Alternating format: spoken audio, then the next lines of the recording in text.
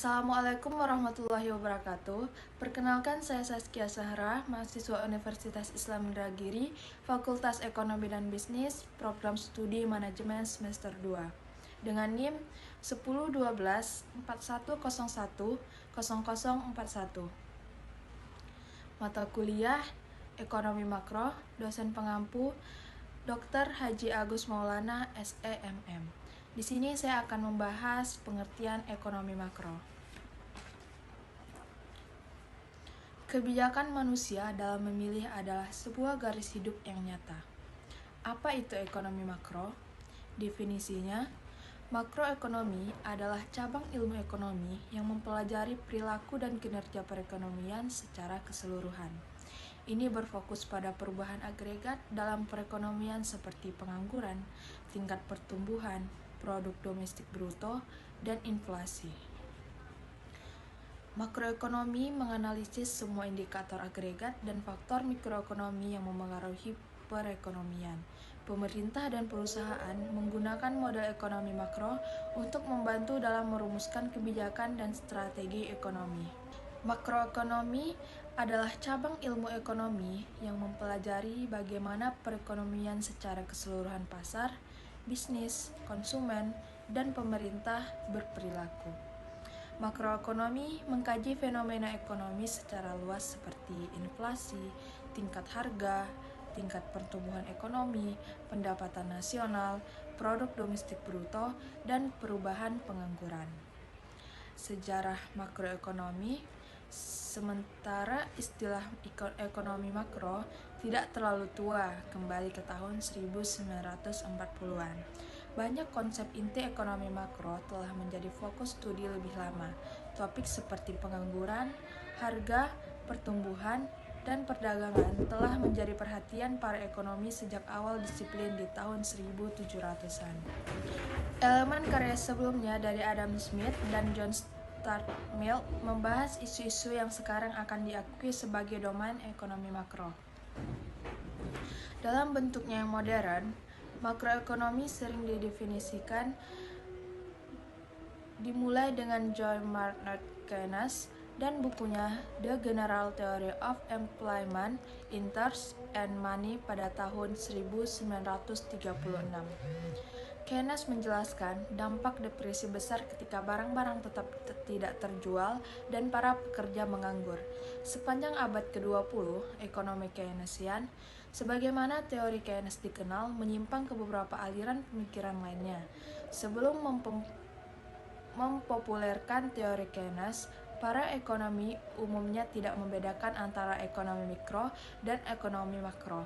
Hukum mikroekonomi yang sama tentang penawaran dan permintaan yang beroperasi di pasar barang individu dipahami untuk berinteraksi di antara pasar individu untuk membawa ekonomi ke keseimbangan umum. Seperti yang dijelaskan oleh Leon Walras, beberapa pertanyaan kunci yang dibahas oleh ekonomi makro meliputi apa yang menyebabkan pengangguran, apa yang menyebabkan inflasi, apa yang menciptakan atau merangsang pertumbuhan ekonomi. Makroekonomi mencoba mengukur seberapa baik kinerja ekonomi, memahami kekuatan apa yang mendorongnya, dan memproyeksikan bagaimana kinerja dapat meningkat. Hubungan antara pasar barang dan variabel keuangan skala besar seperti tingkat harga dan suku bunga dijelaskan melalui peran unik yang dimainkan uang dalam perekonomian sebagai alat tukar oleh para ekonomi seperti Knut Wicksell, Irving Fisher, dan Ludwig von Mises. Kesuksesan utama makroekonomi adalah cabang ekonomi yang berurusan dengan struktur, kinerja, perilaku, dan pengambilan keputusan ekonomi secara keseluruhan atau agregat. Dua bidang utama penelitian ekonomi makro adalah pertumbuhan ekonomi jangka panjang dan siklus bisnis jangka pendek. Makroekonomi dalam bentuknya yang modern sering didefinisikan dimulai dengan John Maynard Keynes dan teorinya tentang perilaku pasar dan kebijakan pemerintah di tahun 1930-an.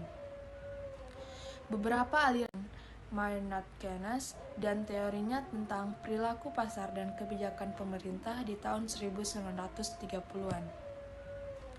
beberapa aliran pemikiran tentang perkembangan sejak itu. Nah, berbeda dengan ekonomi makro. Ekonomi makro lebih fokus pada pengaruh dan pilihan yang dibuat oleh pelaku individu dalam ekonominya, orang, perusahaan, industri, dan lain-lain.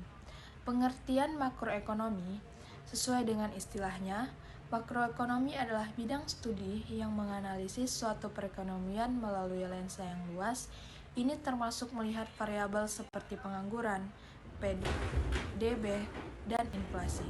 Selain itu, ahli ekonomi makro mengembangkan model yang menjelaskan hubungan antara faktor-faktor ini.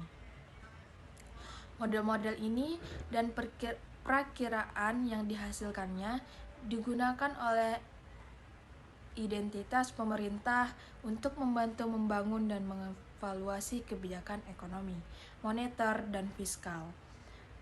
Bisnis menggunakan model untuk menetapkan strategi di pasar domestik dan global, dan investor menggunakannya untuk memprediksi dan merencanakan pergerakan di berbagai kelas aset.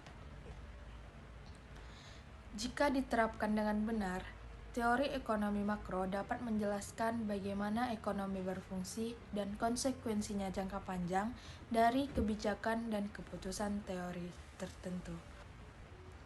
Jika diterapkan dengan benar, teori ekonomi makro dapat menjelaskan bagaimana ekonomi berfungsi dan konsekuensinya jangka panjang dari kebijakan dan keputusan tertentu.